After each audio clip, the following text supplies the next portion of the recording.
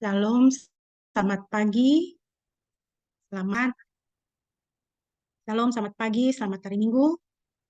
Puji Tuhan, pada pagi hari ini kita akan beribadah kepada Tuhan dan kita mau memuliakan Dia, kita mau menyembah Dia karena Dialah Tuhan yang layak untuk menerima pujian dan penyembahan kita. Mari kita mengawali ibadah kita pada pagi hari ini dengan menyembah Tuhan. Kita naikkan pujian, layak dipuji, disembah.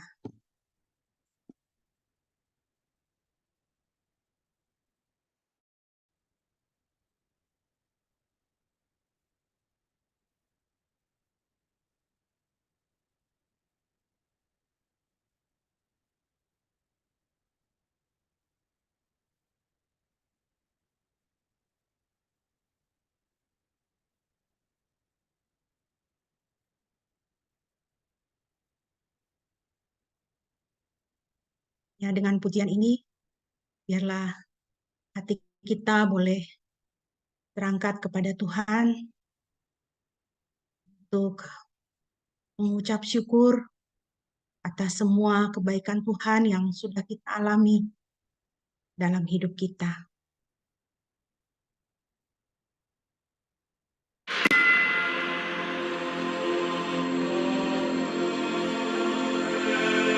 Name above all names, King of kings and Lord of lords.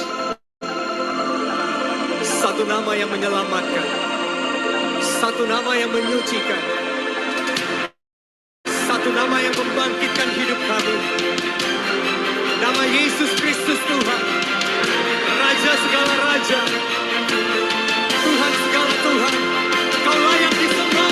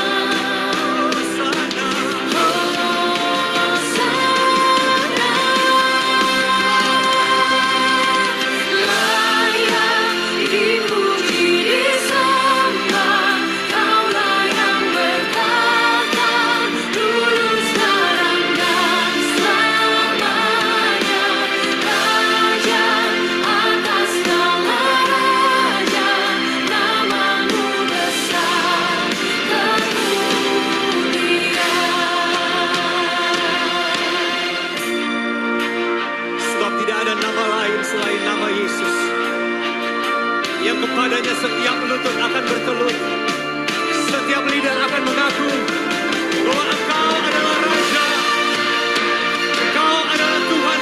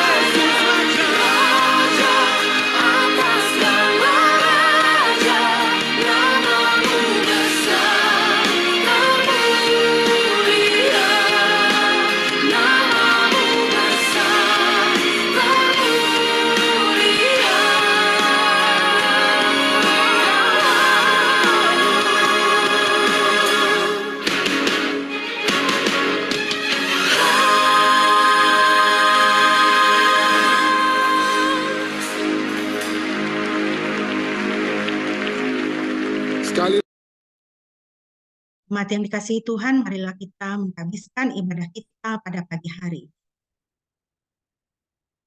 Ibadah kita pada pagi hari ini hanya boleh jadi di dalam nama Tuhan Tritunggal yang Kudus, Bapa, Putra, dan Roh Kudus. Kasih karunia-Nya menyertai kita sekalian. Haleluya.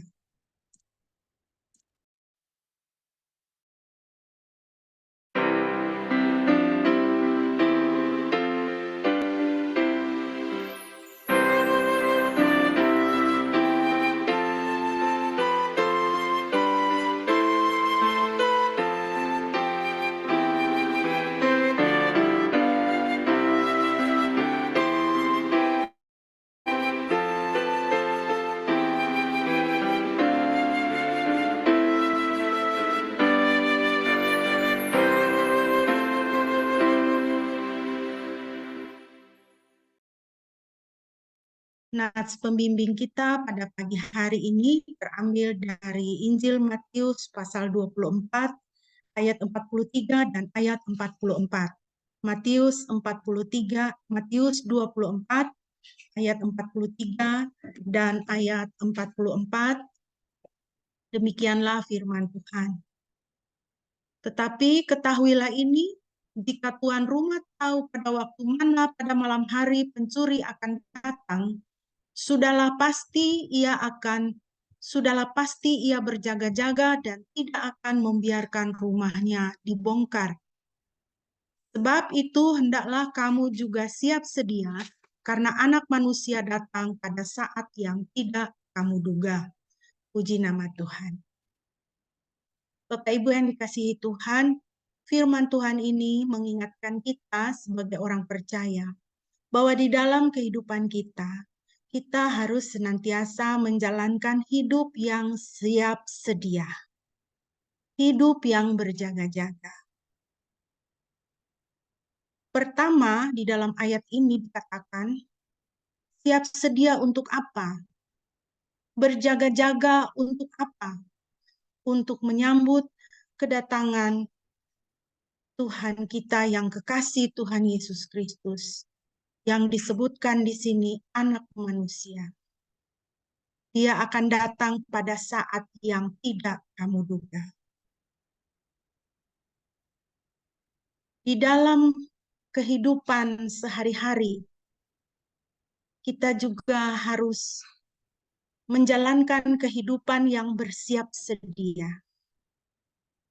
Bersiap sedia untuk menyambut datangnya hari esok.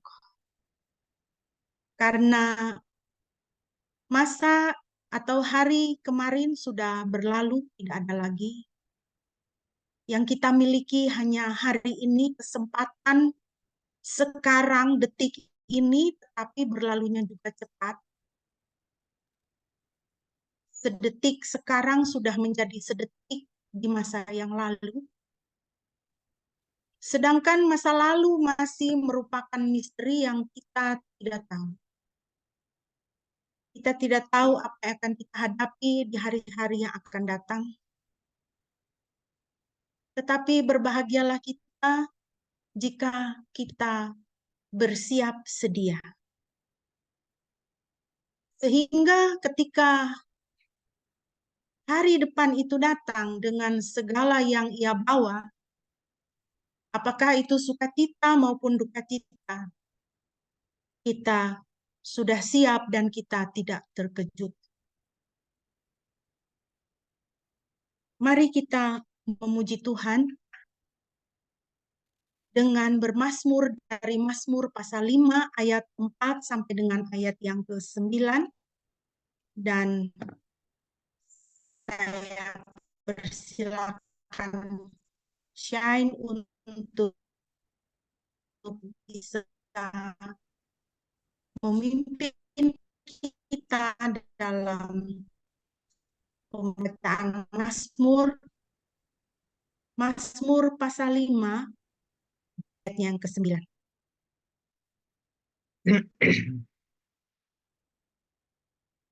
Baik, saya akan membacakan Mazmur pasal 6 ayat 9. Pasal 5 pasal 5 ayat Mas, 4 sampai 9. Oke. Ya Yahweh, pada waktu pagi, Engkau mendengar suaraku. Aku menaikkan doaku kepadamu dan menanti-nantikanmu dengan penuh harap. Sebab Engkau bukanlah Elohim yang berkenan kepada kefasikan. Orang jahat tidak akan tinggal bersamamu. Orang yang congkak tidak akan bertahan di depan matamu. Engkau membenci semua orang yang melakukan kejahatan. Engkau akan membinasakan orang-orang yang berkata dusta. Yahweh membenci penumpah darah dan penipu. Tetapi bagiku, aku akan masuk ke dalam rumahmu yang berlimpah kasih setiamu.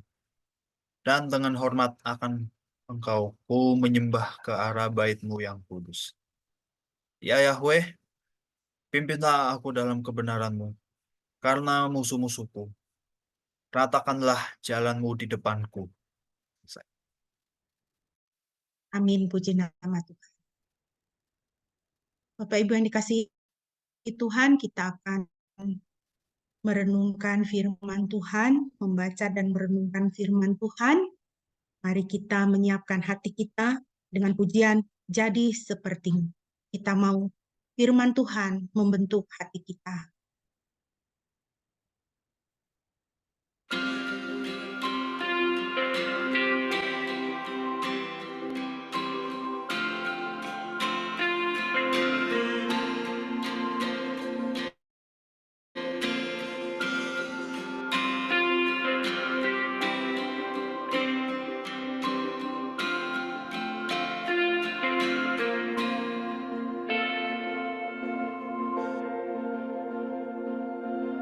Bapa kau setia, takkan meninggalkan, dan ku percaya Engkau milikku dan ku milikmu. Kerinduanku tinggikan namamu, karena ku tahu Engkau dalamku dan ku dalammu. Ubah hatiku seputih hatimu, setulus salibmu, kasihmu. Biar mataku seperti matamu, pancarkan kasihmu. Mau jadi sepertimu. Oh, Yesus.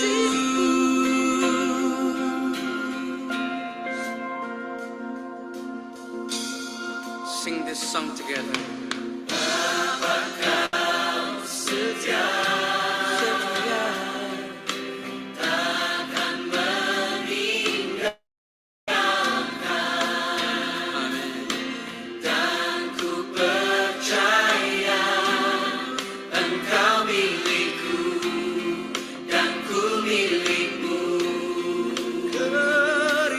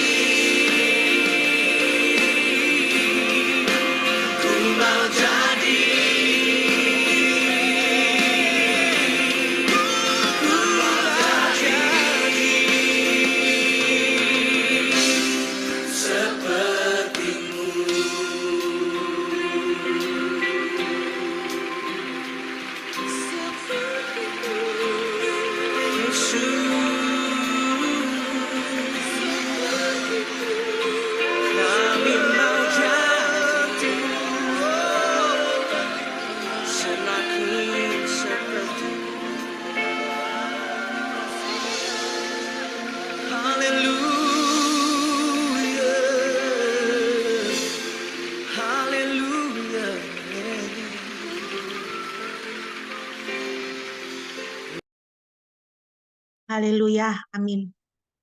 Mari kita membuka firman Tuhan yang terambil dari Yosua pasal yang kedua, ayat 1 sampai dengan ayatnya yang ke-21. Yosua pasal 2, ayat 1 sampai dengan ayat 21, firman Tuhan bagi kita, saya akan membacakannya. Yosua anak Nun mengutus 2 orang keluar dari Sitim untuk mengintai secara diam-diam dengan berkata, "Pergilah, periksalah negeri itu, terutama Yeriko." Mereka pergi dan masuk ke dalam rumah seorang wanita pelacur yang bernama Rahab. Lalu mereka menginap di sana. Hal itu dilaporkan kepada Raja Yeriko dengan mengatakan, "Lihatlah, orang-orang dari Bani Israel semalam telah datang ke sini untuk menyelidiki negeri ini." Kemudian Raja Yeriko mengutus orang kepada Rahab dengan berkata, "Bawalah keluar orang-orang yang telah datang kepadamu itu, yang telah masuk ke dalam rumahmu. Mereka datang untuk menyelidiki seluruh negeri ini." Tetapi wanita itu telah menerima kedua orang itu dan menyembunyikan mereka, dan ia berkata, "Memang orang-orang itu telah datang kepadaku, tapi aku tidak mengetahui dari mana mereka berasal. Dan sesungguhnya ketika gerbang hendak ditutup pada malam hari, orang-orang itu pun pergi keluar. Aku tidak mengetahui kemana mereka telah pergi. Bergegaslah mengejar mereka, barangkali kamu akan dapat menyusul mereka." Namun ia telah membawa mereka naik ke atap rumah dan menyembunyikan mereka dengan batang-batang jerami yang telah diaturnya di atas atap itu. Lalu orang-orang itu mengejar mereka di jalan menuju Yordan di lintasan-lintasan penyeberangan. Mereka segera menutup gerbang setelah para pengejar itu pergi. Sebelum mereka tertidur, ia naik menemui mereka di atas atap. Lalu ia berkata kepada orang-orang itu, "Aku mengetahui bahwa Yahweh telah memberikan negeri ini kepadamu, dan bahwa kengerian akan kamu telah menimpa ke atas kami. Sebab itu seluruh penduduk negeri ini telah gemetar oleh karenamu. Oleh karena kami telah mendengar bagaimana Yahweh mengeringkan air Laut Merah di hadapanmu ketika kamu keluar dari Mesir. Juga apa yang telah kamu lakukan terhadap kedua raja orang Amori yang di seberang Yordan, yakni kepada Sihon dan Og, yang telah kamu binasakan. Setelah kami mendengar hal-hal ini, hati kami menjadi takut dan tidak ada lagi semangat di dalam diri seorang pun oleh karena kamu. Sebab Yahweh Elohimmu, Dia adalah Elohim di atas segala langit, di atas dan di bumi di bawah." Ayat 12. "Sekarang bersumpahlah kepadaku demi Yahweh, karena aku telah menunjukkan kebaikan kepadamu. Maka kamu pun akan menunjukkan kebaikan kepada keluarga ayahku dan memberikan kepadaku sebuah tanda yang dapat dipercaya untuk menyelamatkan hidup ayahku, ibuku, saudara-saudara lelakiku, maupun saudara-saudara perempuanku, dan segala yang ada pada mereka, dan harus melepaskan nyawa kami dari maut." Orang-orang itu menjawabnya, "Nyawa kami adalah milikmu. Jika engkau tidak menceritakan masalah kami ini, maka akan terjadi, ketika Yahweh memberikan negeri ini kepada kami, kami juga akan memperlakukan kamu dengan kebaikan dan kebenaran." Lalu ia membiarkan mereka turun dengan seutas tali melalui jendela, karena rumahnya berada di sisi atas tembok kota itu, dan ia tinggal di sisi atas tembok itu. Ia berkata kepada mereka, "Pergilah ke pegunungan, supaya para pengejar itu tidak menemukanmu, dan sembunyikanlah dirimu di sana selama 3 hari, sehingga para pengejar itu kembali. Setelah itu kamu boleh melanjutkan perjalananmu." Orang-orang itu berkata kepadanya, "Kami akan terlepas dari sumpahmu ini, yang olehnya engkau telah buat kami bersumpah. Ketahuilah, ketika kami datang memasuki negeri ini, engkau sebaiknya mengikatkan tali merah kirmizi ini pada jendela tempat engkau telah menurunkan kami. Engkau sebaiknya mengumpulkan ayahmu, ibumu, saudara-saudara lelakimu, dan seluruh keluarga ayahmu ke rumah itu. Karena inilah yang akan terjadi barang siapa pergi keluar dari pintu-pintu rumahmu, maka darahnya tertanggung atas dirinya sendiri dan kami tidak bersalah. Namun barang siapa berada bersamamu di dalam rumah, maka darahnya tertanggung atas kami apabila ada yang menjamahnya. Apabila engkau memberitahukan masalah kami ini, maka kami akan terlepas dari sumpah kepadamu yang olehnya engkau telah buat kami bersumpah. Dan ia berkata, biarlah hal itu terjadi menurut perkataanmu. Lalu ia membiarkan mereka pergi. Setelah mereka pergi, ia mengikatkan tali dari benang kirmisi di jendela. Demikianlah firman Tuhan bagi kita yang berbahagia adalah setiap kita yang mendengar dan melaksanakan firman Tuhan. Mari kita berdoa sebelum kita mau merenungkan firman Tuhan. Bapa, terima kasih untuk firman-Mu yang selalu dekat dalam kehidupan kami. Pimpinlah kami Tuhan saat kami mau merenungkan kebenaran-kebenaran dari dalamnya.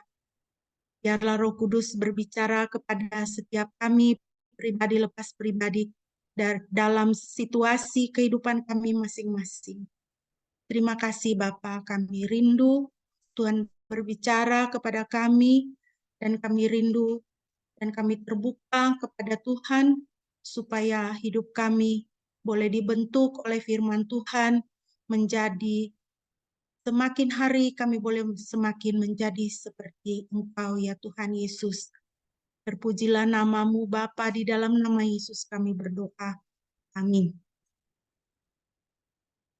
Bapak Ibu yang dikasihi Tuhan,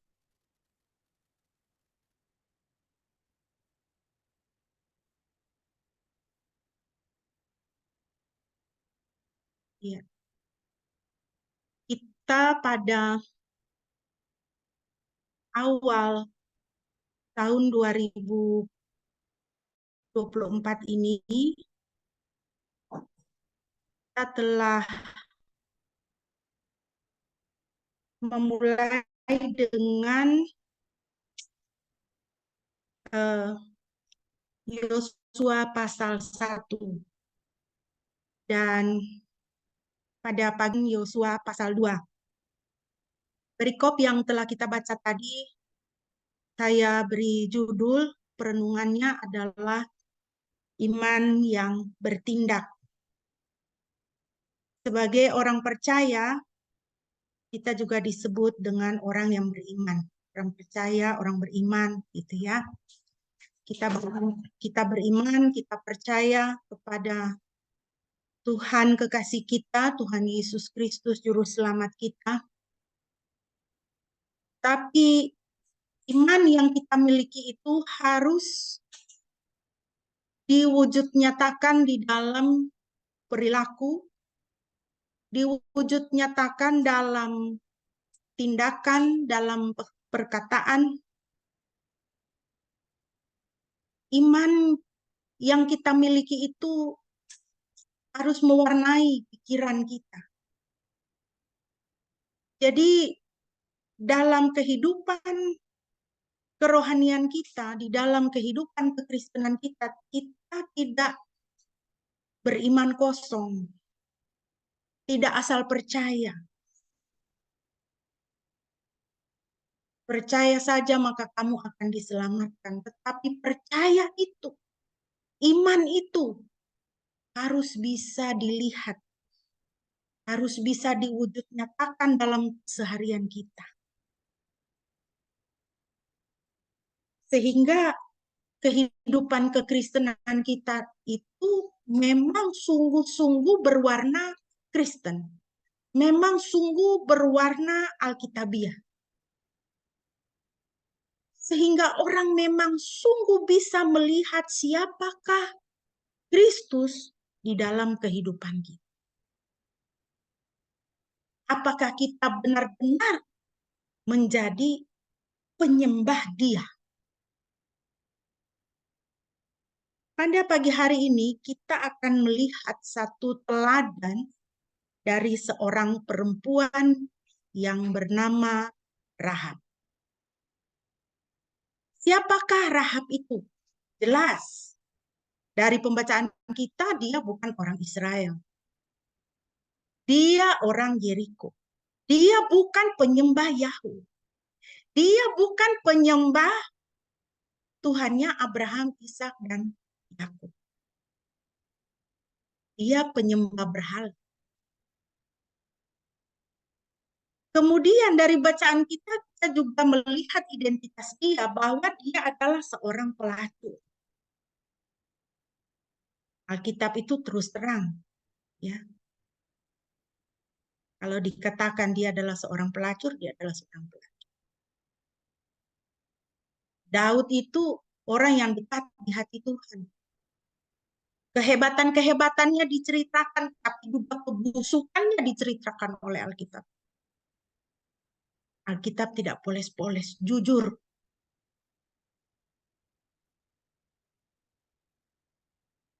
Jadi kita bisa lihat di sini secara manusia, ya, di dalam masyarakat pastilah dia dikenal sebagai bukan perempuan baik-baik.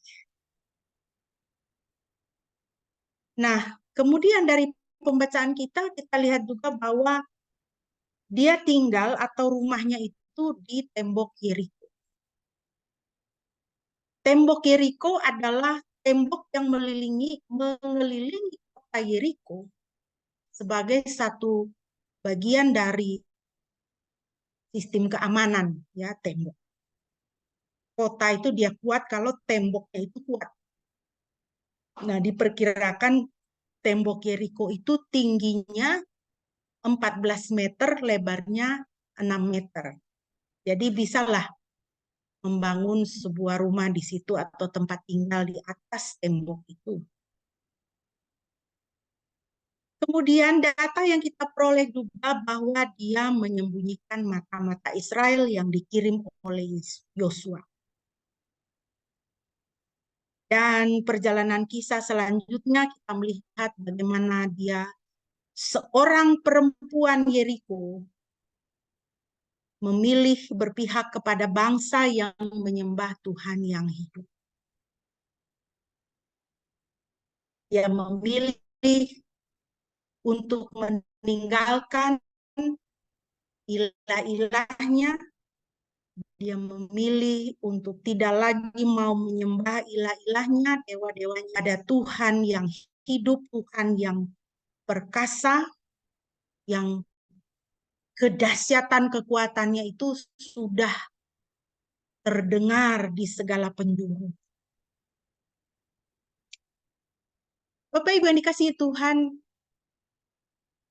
kita mau melihat iman daripada Rahab ini. Dan dalam perikop yang sudah kita baca, kita bisa lihat itu di dalam ayat 9 sampai dengan ayatnya yang ke-13. Saya ringkaskan di sini, ayat 9 sampai 13. Iman Rahab pertama-tama didasarkan pada pengetahuan. Pengetahuan bahwa sesembahan Israel bernama Yahweh. Ayat 9. Dan dia berkata kepada orang-orang itu, aku mengetahui bahwa Yahweh. Ya, aku mengetahui bahwa Yahweh telah memberikan negeri ini kepadamu. Jadi iman Rahab itu didasarkan pertama-tama dengan pengetahuan. Pengetahuan bahwa sesembahan Israel itu bernama Yahweh. Dan dia adalah sesembahan atau dia adalah Tuhan yang hidup. Karena ada aktivitas yang dilakukan oleh Yahweh itu apa? Aku mengetahui bahwa Yahweh telah memberikan negeri ini kepadamu. Dan kengerian, dan bahwa kengerian akan kamu telah menimpa ke atas kami, dan bahwa seluruh penduduk negeri ini telah gemetar di hadapanmu. Ayat 10. Sebab kami telah mendengar bagaimana Yahweh mengeringkan air laut Suf di hadapanmu ketika kamu keluar dari Mesir. Juga apa yang telah kamu lakukan terhadap kedua raja orang Amori yang di seberang Yordan, yakni kepada Sihon dan Og yang telah kamu tumpas. Rahab pertama-tama dia mengetahui sesembahan Israel bernama Yahweh adalah Tuhan yang hidup. Dan Yahweh ini adalah Tuhan yang berbuat sesuatu bagi umatnya. Dan Yahweh ini membiarkan bangsa-bangsa lain juga bisa melihat apa yang dia lakukan. Bahwa dia membelah Laut Merah. Dan bahwa dia menentang musuh-musuh Israel. Dia menentang ayat 10. Dikatakan apa? Raja orang Amori di seberang sungai Yordan. Yakni kepada Sihon dan Og. Raja orang Amori. Raja Basan. Ya, Raja Og di Basan. Raja Sihon. Ingat, Rahab ini orang Yeriko.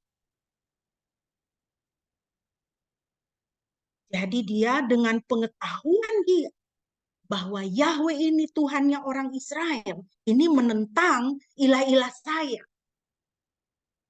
Dan dia kalau dia menentang ilah-ilah saya, ini dia tidak main-main, dia serius ini. Di ayat 11 kita bisa membaca bagaimana Rahab mengatakan, memberikan pengakuan bahwa Yahweh itu menyerahkan musuh-musuh Israel ke kaki mereka. Yahweh itu berdaulat, Yahweh itu superior, ayat 11. Dan kami telah mendengar dan hati kami telah luluh, dan sudah tidak ada lagi semangat di dalam diri seorang pun karena kamu. Sebab Yahweh Elohimmu, dia adalah Elohim di segala langit dan di bumi dan di bawah. Dia adalah Tuhan di atas segala langit. Dan dia tidak main-main. Siapa yang menjadi musuhnya itu dia tidak main-main. Dia akan tundukkan, dia akan tumpaskan, dan dia akan serahkan musuh-musuh Israel ke kaki Israel. Nah, ini adalah pengetahuan Rahab, apa yang dia tahu tentang Tuhannya orang Israel yang bernama Tuhan Yahweh ini.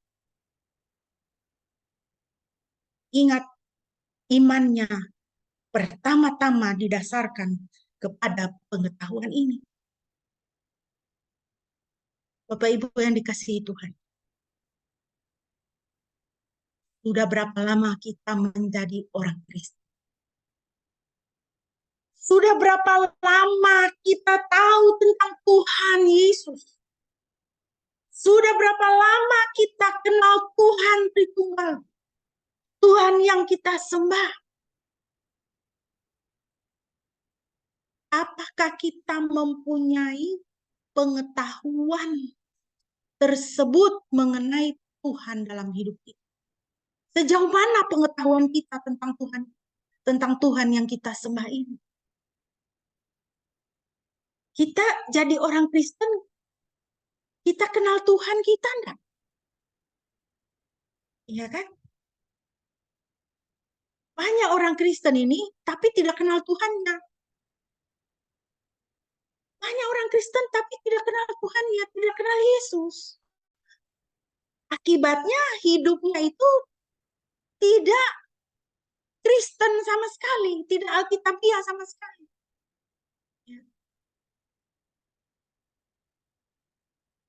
Banyak orang Kristen tapi tidak kenal.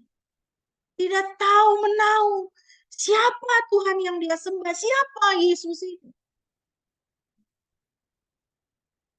Sehingga banyak orang Kristen itu hidup dalam masalah. Hidup dalam kesusahan hati. Hidup dalam penolakan dendam bertahun-tahun. Kepahitan dan kepedihan. Kalau ada masalah, cari solusi, bukan cari solusi kepada Tuhan. Pergi ke dukun. Pergi ke alternatif. Ya. lalu berjalan di dalam hikmat pengertian sendiri. Kalau kita kenal, kita punya pengenalan akan Tuhan. Ketika kita berada atau mengalami masalah, hal pertama yang akan kita lakukan pasti kita datang kepada Tuhan. Hal pertama yang akan kita lakukan, kita akan berlutut di hadapan Tuhan. Kita buka Alkitab, kita cari wajah Tuhan. Kita berlutut dan kita berseru kepada Tuhan. Tuhan, tolong saya. Engkau adalah Tuhan yang saya sembah. Tuhan, tolong saya.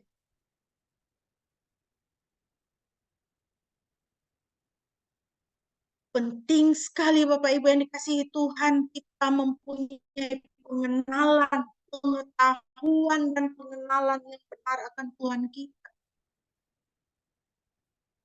Supaya kita menjadi orang-orang yang teguh dalam hidup. Supaya kita tetap menjadi orang yang mempunyai pengharapan di dalam kehidupan kita. Supaya kita menjadi orang-orang yang tidak takut kepada kabar celaka, firman Tuhan katakan. Karena kita tahu kita ada di tangan siapa. Siapa yang pegang hidup kita. Amsal 24 ayat 10 mengatakan, jika engkau tawar hati pada masa kesesakan, kecillah kekuatanmu.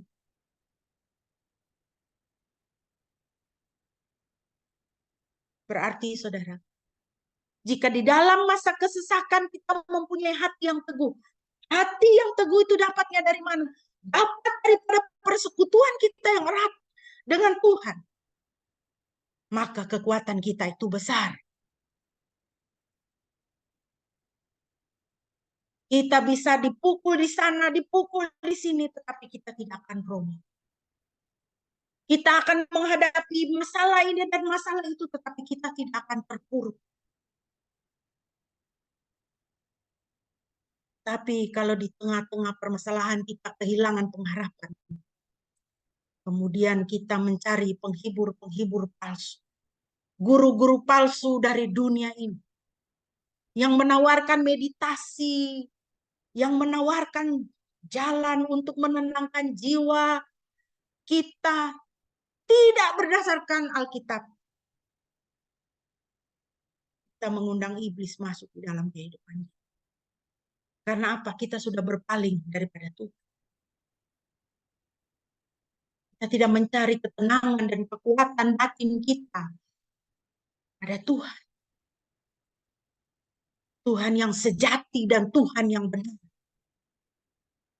Kalau kita berpaling dari Dia, kita undang setan masuk dalam hidup kita.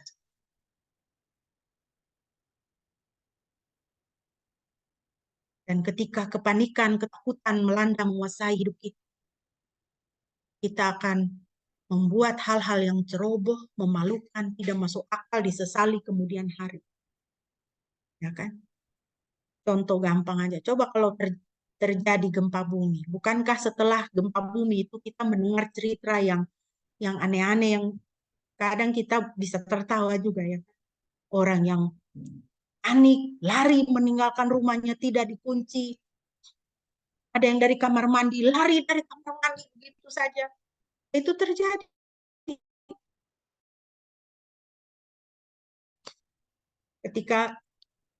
Ketika ayah saya bertugas di ND, ada kisah bagaimana ada satu gunung di dekat kota ND itu yang meletus. Dan itu dahsyat. Orang panik berhamburan. Salah satu kisah yang saya dengar dan saya masih ingat sampai sekarang adalah seorang ibu karena dia saking paniknya, yang dia angkat itu guling, bukan anaknya yang masih bayi dari dalam box. Itu karena apa? Karena ada masalah, ada kesesakan datang, hati ini tidak teguh. Hati goyah. Ya. Tapi kalau di tengah-tengah masalah, hati kita bisa kita kuatkan. Dan dari mana kekuatan kita itu? Datangnya dari Tuhan. Kita berseru sama Tuhan, bukan kita tidak boleh sedih ya. Boleh, tapi harus tetap ingat Tuhan, berseru kepada Tuhan. Maka Tuhan akan menolong kita.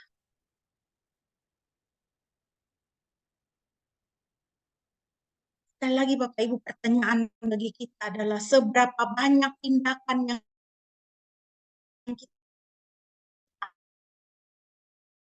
ambil dalam iman kepada Tuhan. Iman itu bukan untuk menunjukkan agama kita. Ya. Tetapi iman itu harus dimanifestasi, harus termanifestasi dalam hidup kita. Sehingga orang bisa lihat, oh dia imannya seperti ini. Oh dia keyakinannya seperti ini. Iman kepada Tuhan itu oleh karena memiliki pengetahuan dan pengenalan yang benar akan Tuhan. Ingat, iman Rahab dasarnya apa? Pengetahuan akan Yahweh. Dia tahu. Bukan cuma dia, tetapi seluruh bangsa Kanaan itu tahu siapa Yahweh itu. Tetapi tahu cuma sampai tahu. Ya, tahu cuma sampai tahu. Tidak sampai pada keputusan hati. Nah, itu ya. Tidak sampai pada keputusan hati. Sehingga pikiran, perkataan, dan perbuatan kita itu tidak diwarnai oleh iman itu. Seluruh Kanaan itu tahu siapa Yahweh. Tetapi itu tidak membuat mereka menjadi penyembah Yahweh. Mereka tahu Yahweh dan mereka benar. Mereka takut, tetapi itu tidak membuat mereka menjadi penyembah Yahweh. Mereka tetap menyembah berhala.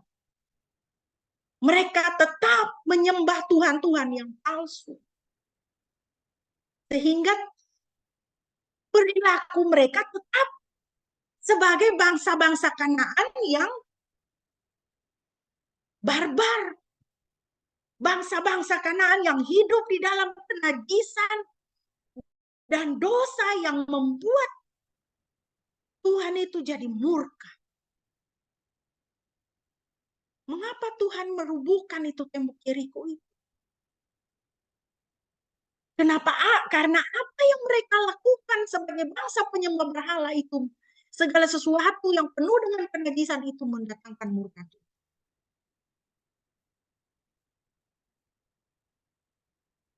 Seberapa banyak tindakan yang kita ambil dalam hidup kita yang berdasarkan iman kepada Tuhan. Karena kita kenal Dia. Ataukah tindakan yang kita ambil dalam hidup kita ini berdasarkan pikiran, perkataan, perbuatan kita yang dikuasai apa? Patah hati, kekecewaan, kecemasan, amarah yang berkelanjutan. Ini kan semua kenajisan di hadapan Tuhan. Jadi iman kita ini di mana? Pengenalan kita akan Tuhan kita ini di mana? Kalau hidup kita ini masih diwarnai, pikiran, perkataan, perbuatan kita masih dikuasai oleh patah hati, kekecewaan, kecemasan, dan amarah yang berkelanjutan. Sehari-hari, seumur hidup kita hidup di dalam kekecewaan. Lalu Yesusnya di mana? Di mana iman kita? Di mana pengenalan kita akan Tuhan? Satu ayat yang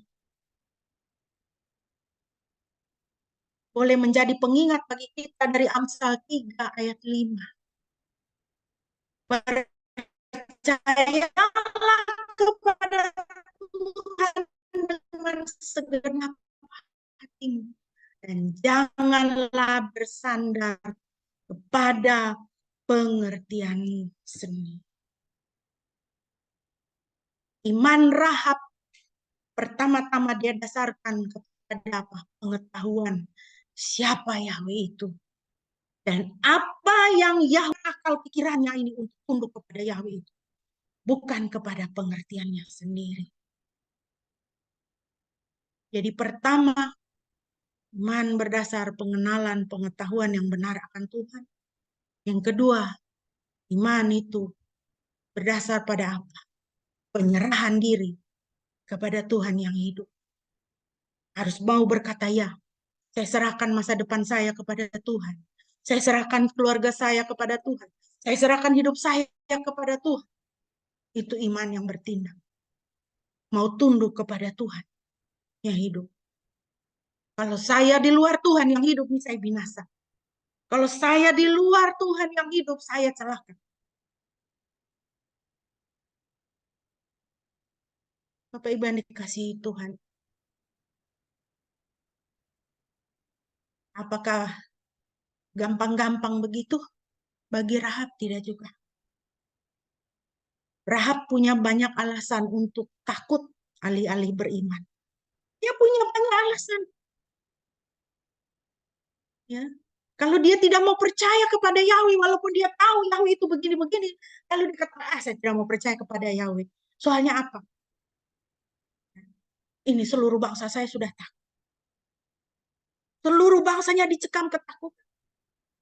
Ayat 9-11. Dan dia berkata kepada orang-orang itu, aku mengetahui bahwa Yahweh telah memberikan negeri ini kepadamu, dan bahwa kengerian ini akan kamu telah menimpa ke atas kamu, dan bahwa seluruh penduduk negeri ini telah gemetar di hadapanmu. Sebab kami telah mendengar bagaimana Yahweh mengeringkan air laut Suf di hadapanmu ketika kamu keluar dari Mesir. Juga apa yang telah kamu lakukan terhadap kedua raja orang Amori yang di seberang Yordan, yakni kepada Sihon dan Og yang telah kamu tumpas. Dan kami telah mendengar, dan hati kami telah luluh, dan tidak ada lagi semangat di dalam diri seorang pun karena kamu.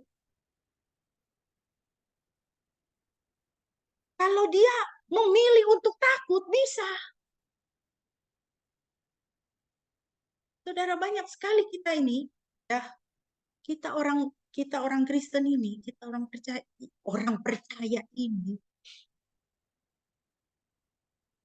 sama Tuhan itu banyak sekali alasan untuk tidak percaya kepada Tuhan.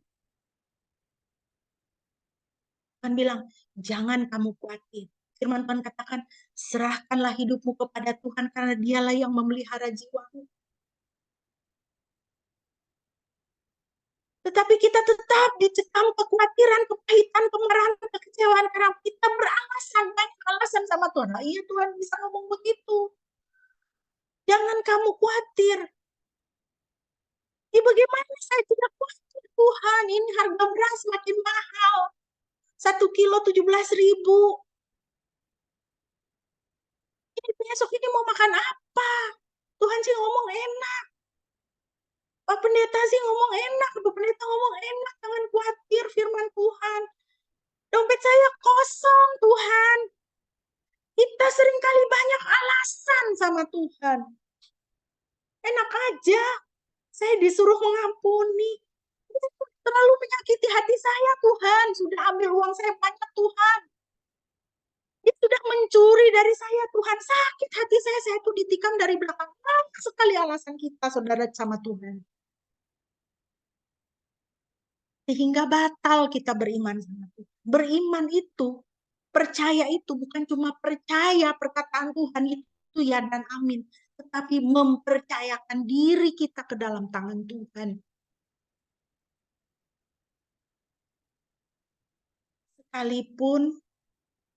Sekalipun pohon ara tidak berbuah, ya, pohon anggur tidak berbunga, hasil pohon zaitun mengecewakan, sekalipun ladang tak menghasilkan, kambing domba terhalang dan kurungan, dan tidak ada lembu sapi dalam kandang.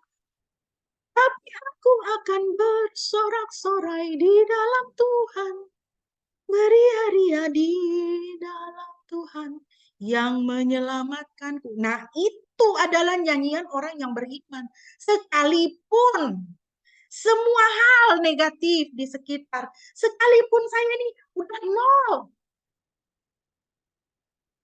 tapi saya mau beria-ria di dalam Tuhan. Saya mau percaya kepada Tuhan. Itu imannya Rahab. Dia tidak pakai banyak alasan. Tidak pakai banyak alasan.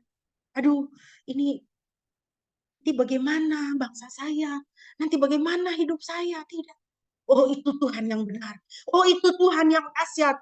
Oh, itu Tuhan yang berperkara. Saya mau ikut itu. Dia tidak perlu alasan. Orang Kristen banyak yang susah. Karena apa? Banyak alasan di hadapan Tuhan. Orang Kristen masalahnya tidak selesai-selesai. Kenapa? Karena banyak alasan di hadapan Tuhan. Terlalu manja kita ini sama Tuhan. Terlalu manja. Jadi saudara, yang berikut kita lihat iman Rahab itu. Pertama, berdasarkan pengetahuan akan Yahweh. Pengetahuan akan Yahweh itu mendorong dia untuk bertindak, berpihak kepada Yahweh dan Israel. Sehingga dia menyembunyikan kedua mata-mata tersebut. Dengan demikian, saudara, Rahab menolak berpihak kepada ilah-ilah bangsanya dan memutuskan hubungan dengan ilah-ilah bangsanya itu. Rahab menolak dicekam oleh ketakutan yang dirasakan oleh bangsa.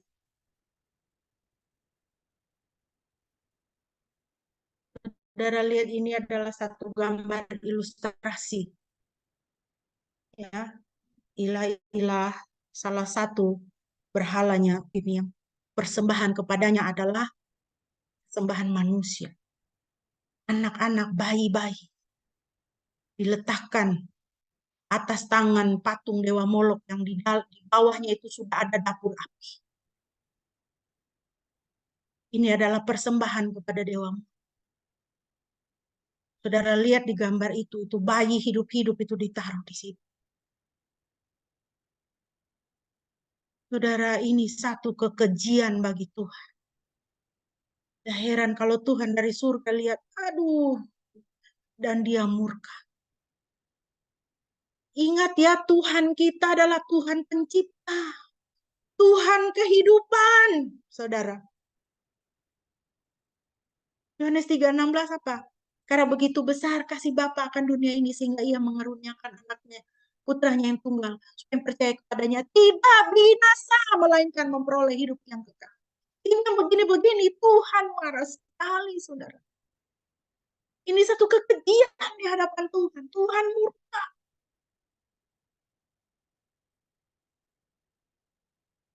Tetapi inilah yang dilakukan oleh orang Yeriko, oleh bangsa-bangsa Kanaan. Ini adalah cara hidup mereka. Seumur-umur hidup mereka. Inilah yang mereka lakukan, ini sudah menjadi darah daging di dalam diri mereka. Tetapi apa yang dilakukan oleh Rahab? Saya memutuskan untuk tidak berpihak lagi kepada ilah-ilah leluhur saya yang semacam ini. Saya tahu Yahweh. Saya tahu Yahweh itu bagaimana. Saya tahu Yahweh itu mampu berbuat apa. Saya memutuskan untuk berpaling dari ilah-ilah yang seperti ini. Saya mau ikut Tuhan yang sejati. Saya tidak mau lagi tetap di dalam gaya hidup yang seperti ini, budaya yang seperti ini, agama yang seperti ini. Saya mau ikut Tuhan yang benar.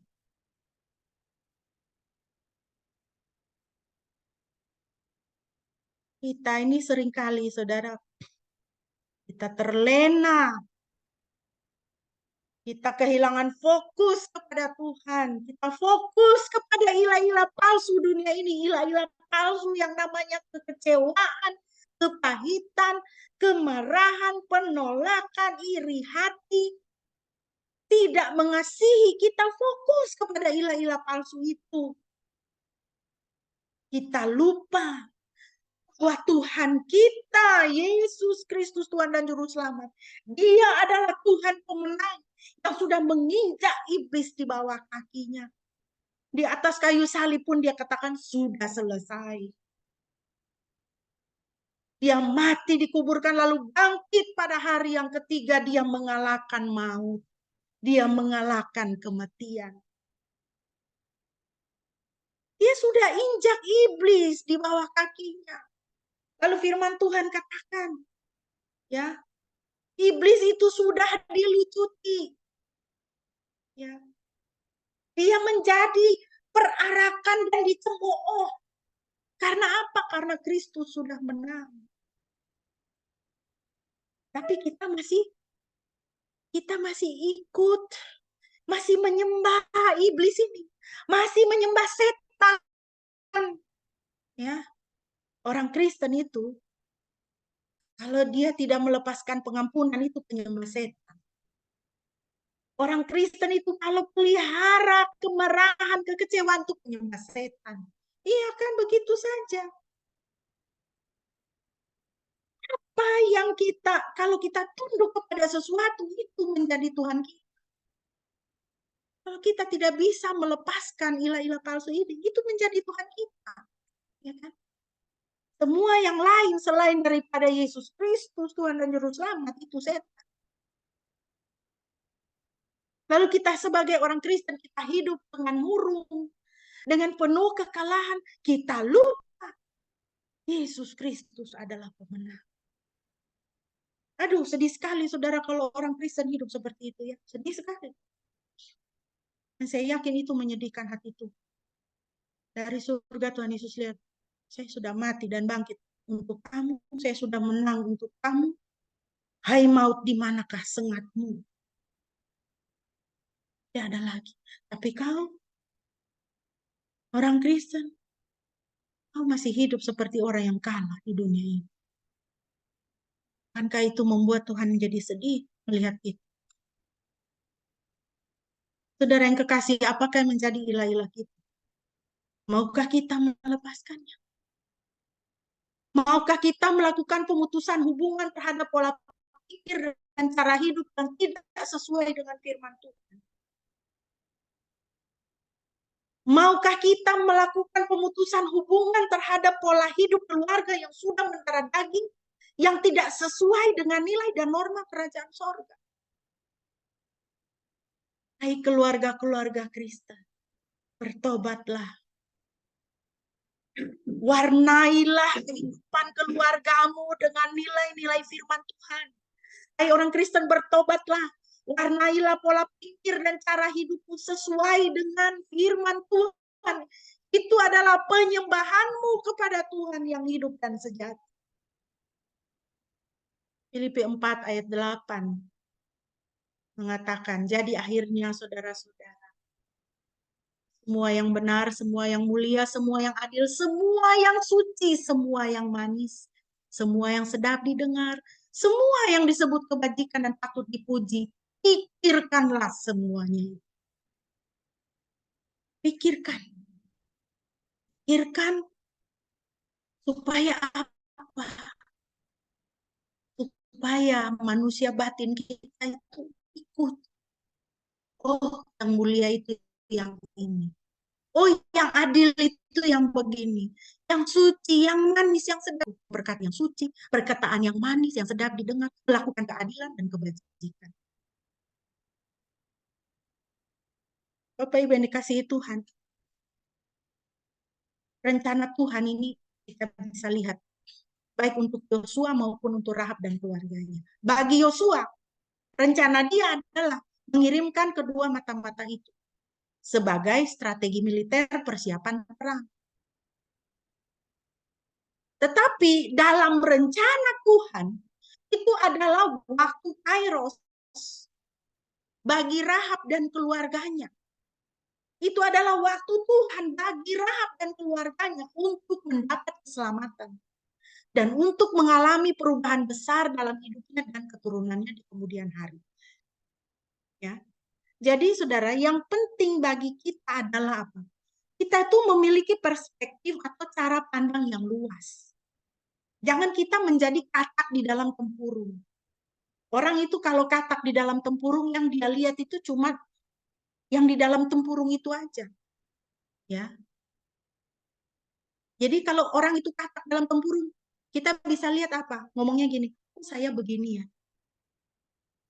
Kok saya begini ya? Kok saya disolimi ya? Kok saya terus-menerusan sakit hati ya? Orang kok jahat ya sama saya. Itu kata di dalam tempurung. Dia cuma pikir dirinya. Tapi melalui kisah Rahab ini, Tuhan mau mengajarkan kepada kita apa? Buka mata, buka hati. Lihat yang lebih luas. Urusan Tuhan ini bukan cuma supaya Yosua bikin strategi perang. Tidak.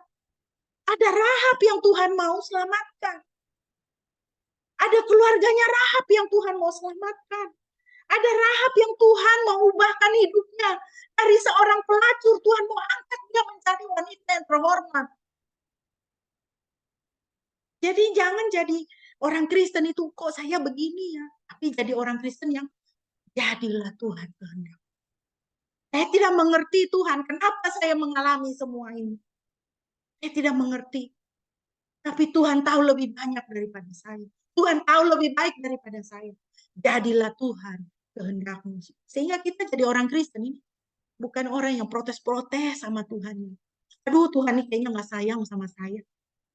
Aduh, Tuhan ini kayaknya lagi cuekin saya deh. Saya doa-doa kok Tuhan nggak jawab.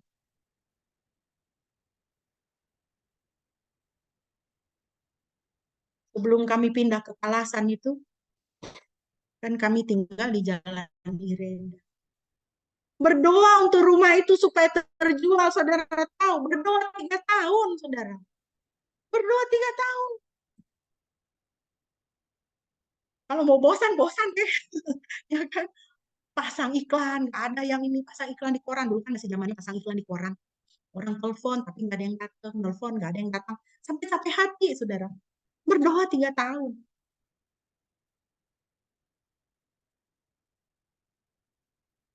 Tapi tidak ini. Tidak protes-protes. Serahkan sama Tuhan. Sudah. Dan Tuhan berikan rumah dan tempat yang baik, yang bagus. Anak-anak bisa jadi lebih sehat. Tinggal pada waktu itu. Jadilah Tuhan kehendak-Mu. Ya. Bapak Ibu yang dikasihi Tuhan, upah untuk Rahab karena imannya. Kita bisa lihat dalam perjanjian baru. Dalam Ibrani dan Yakobus. Ibrani 11 ayat 31. Karena iman maka Rahab perempuan sundal itu tidak turut binasa bersama-sama dengan orang-orang durhaka. Karena ia telah menyambut pengintai-pengintai itu dengan baik. Ia tidak turut binasa dengan orang-orang durhaka. Bangsanya yang penyembah setan itu dibinasakan oleh Tuhan.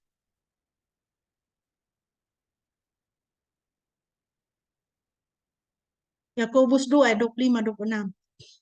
Dan bukankah demikian juga Rahab pelacur itu?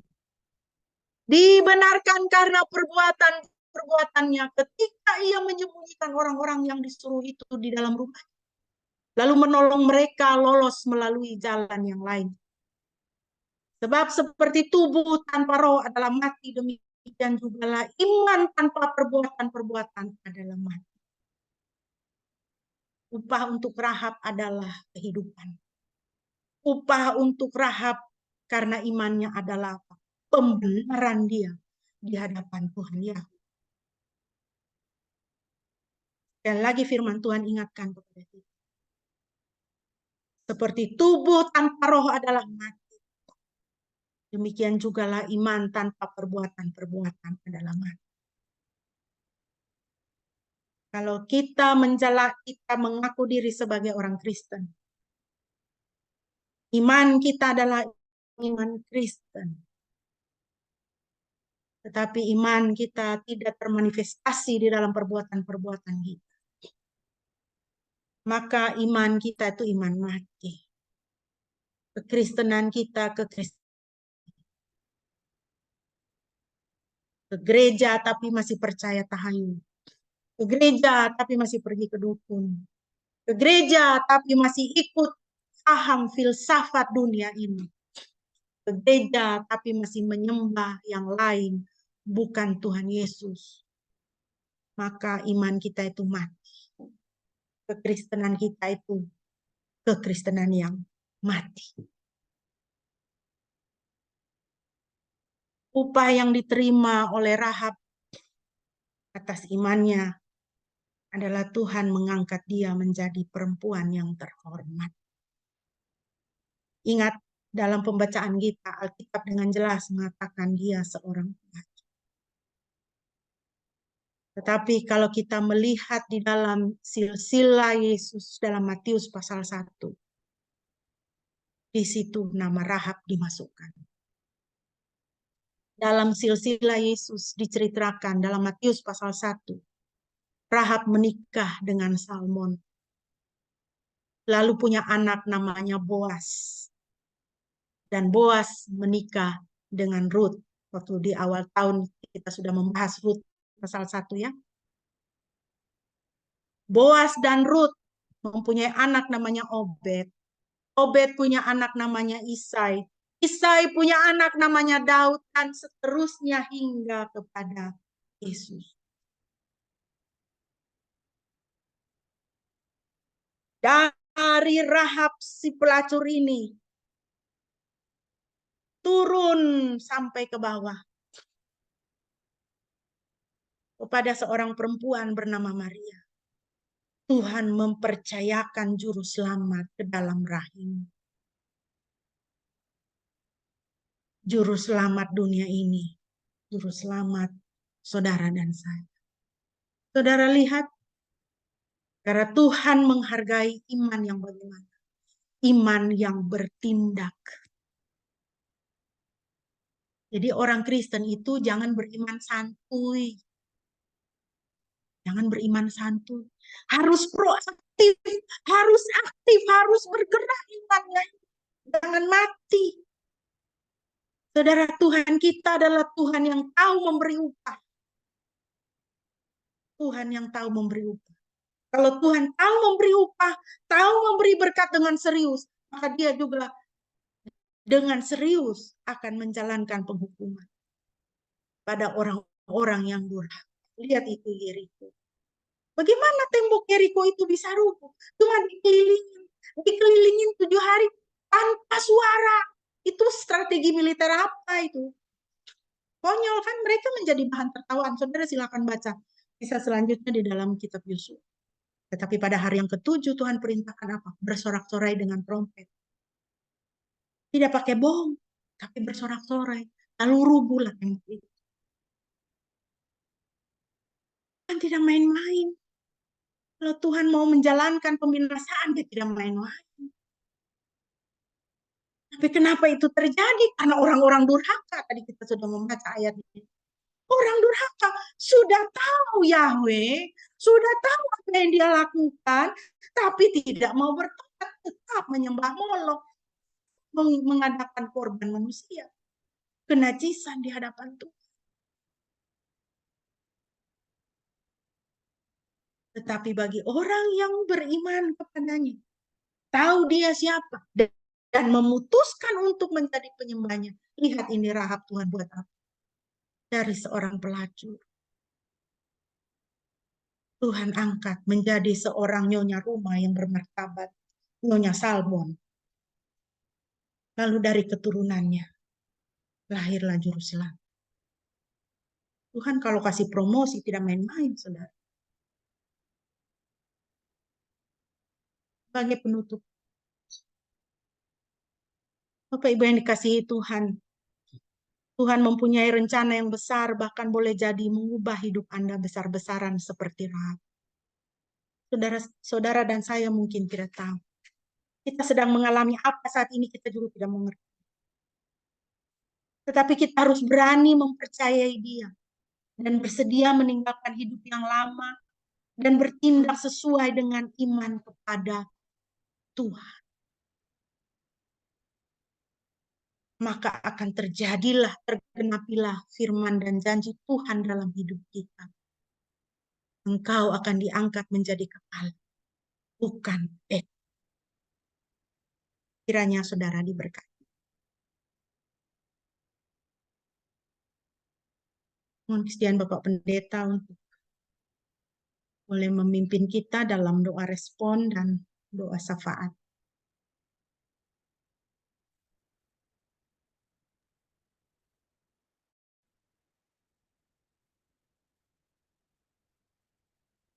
Dipersilakan, Pak.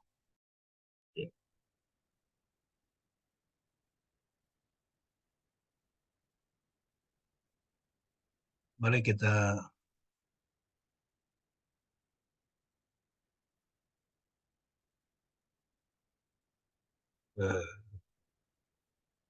mari kita bersatu dalam doa.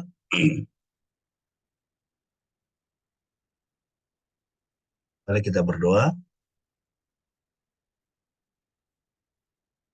Ya Tuhan, kami datang kepadamu dan kami bersyukur atas firman-Mu pada pagi ini. Kami boleh belajar mengenai Rahab, bagaimana meskipun dia bukan dari kalangan bangsa Israel, bahkan juga dia seorang pelacur. Tetapi karena dia percaya kepada Yahweh Tuhan Israel dan juga mau menyerahkan hidupnya kepada Yahweh Tuhan Israel, sehingga dia mendapatkan kasih karunia, dia dan keluarganya boleh diselamatkan. Dan kami juga akan mengalami hal yang sama ketika kami menyerahkan hidup kami kepada Tuhan, maka keselamatan itu adalah pasti. Terima kasih untuk firman-Mu yang boleh kami renungkan pada pagi ini, meteraikanlah di dalam hati kami, sehingga kami juga menjadi orang-orang yang diselamatkan. Tidak hanya kami, tetapi seluruh anggota keluarga kami, mereka semua boleh masuk ke dalam keselamatan-Mu ya Tuhan. Terima kasih Tuhan Yesus. Saat ini kami juga mau berdoa bagi bangsa dan negara kami, khususnya setelah pemilihan presiden dan anggota-anggota legislatif. Kami menyadari bahwa situasi politik dan juga sosial keamanan tidak sedang baik-baik saja oleh karena ada gejolak di sana-sini. Tapi apapun itu, kami tetap memohon supaya tangan Tuhan senantiasa dan selalu mengendalikan bangsa ini, sehingga tidak terjadi kerusuhan, tidak terjadi kekacauan, tetapi semua di dalam kendali Tuhan. Dan kami percaya apa yang Tuhan izinkan terjadi bagi bangsa kami adalah baik adanya. Karena itu kami memohonkan kesejahteraan dan damai-Mu atas bangsa ini. Kami saat ini juga mau berdoa bagi setiap kami di dalam pekerjaan, berkatilah pekerjaan kami supaya semakin bertambah-tambah, dan juga untuk kesehatan kami dan anak-anak kami semua, orang tua kami, Tuhan Engkau kiranya mengaruniakan kesehatan yang sempurna kepada kami sekeluarga. Kami serahkan anak-anak kami ke dalam tangan-Mu dalam masa studi mereka, supaya mereka boleh berhasil dengan studi mereka ya. Terima kasih Bapa, kami bersyukur atas kasih-Mu dan kebaikan-Mu yang kembali boleh kami nikmati pada pagi ini. Kami alaskan doa ini dengan doa Bapa kami, sebagaimana yang Tuhan Yesus sudah ajarkan kepada kami. Mari kita bersama-sama menaikkan doa Bapa kami. Bapa kami yang di surga, dikuduskanlah nama-Mu, datanglah kerajaan-Mu, jadilah kehendak-Mu di bumi seperti di surga. Berikanlah kami pada hari ini makanan kami yang secukupnya, dan ampunilah kami akan kesalahan kami, seperti kami juga mengampuni orang yang bersalah kepada kami. Dan janganlah membawa kami ke dalam pencobaan, tetapi lepaskanlah kami daripada yang jahat, karena Engkaulah yang mempunyai kerajaan dan kuasa dan kemuliaan sampai selama-lamanya. Amin.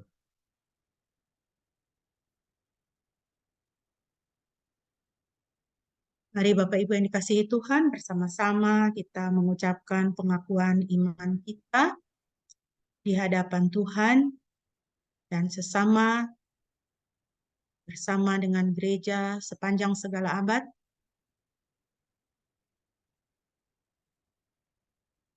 Kita mau mengucapkan pengakuan iman rasuli.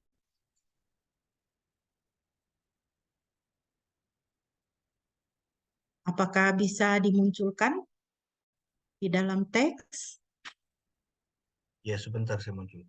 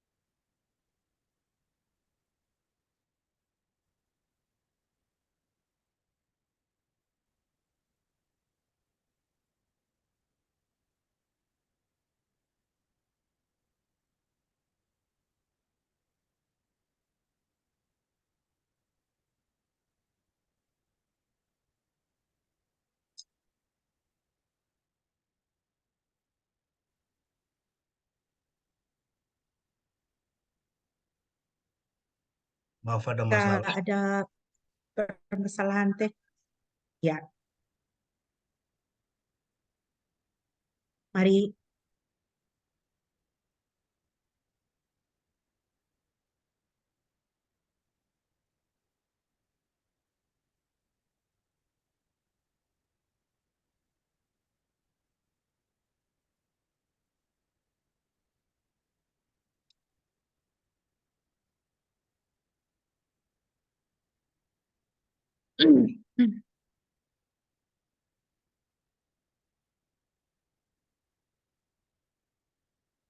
Maaf ada masalah teknis ini dengan komputernya.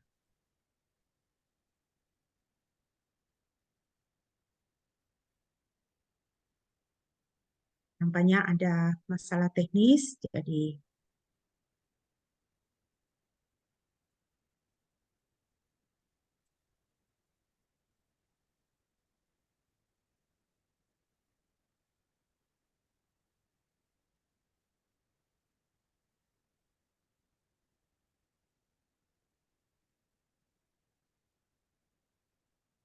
mari kita bersama-sama mengucapkan saya akan memimpin.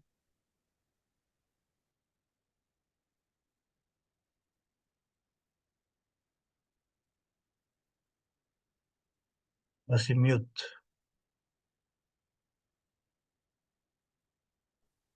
Sengsara dan Pontius Pilatus disalibkan, mati dan dikuburkan, turun ke dalam kerajaan maut.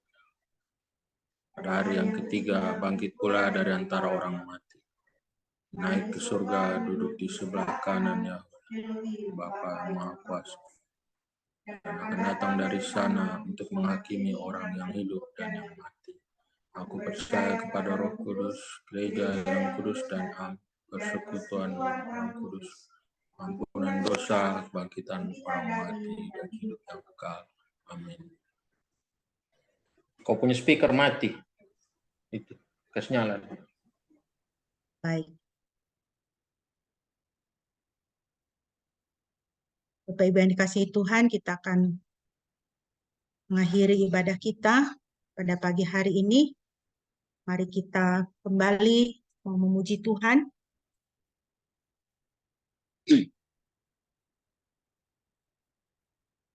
Kita naikkan pujian dari Kidung Jemaat 413, Tuhan pimpin anakmu.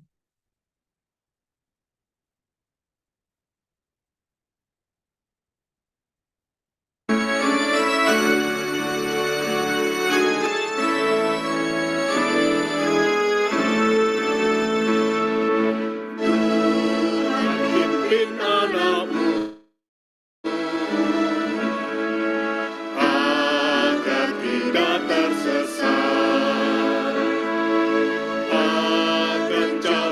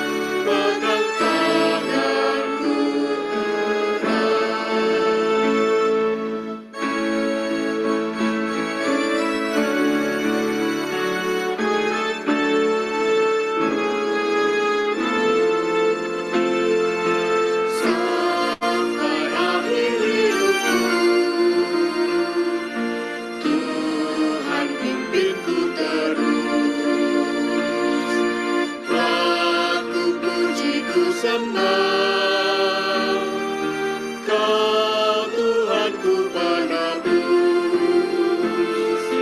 Tuhan pimpin arus hidup menderas, agar jangan ku sesat, pegang tanganku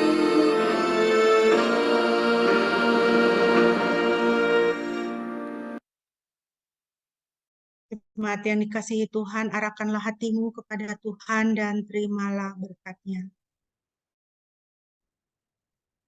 Dan Elohim damai sejahtera, Dia sendiri kiranya menguduskan kamu sepenuhnya, dan segenap roh dan jiwa dan tubuhmu kiranya terpelihara tanpa celah pada saat kedatangan Tuhan kita Yesus Kristus.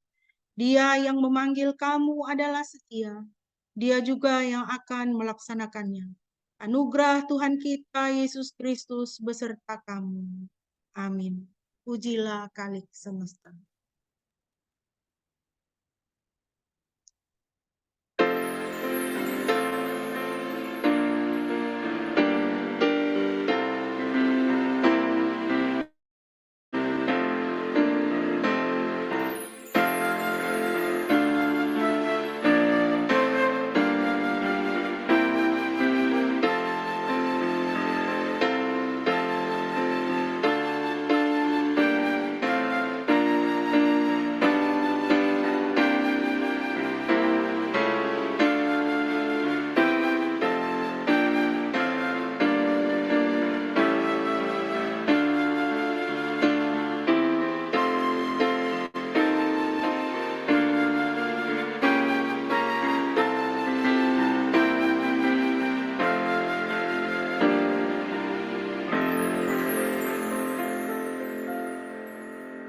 Mari kita bersaat teduh.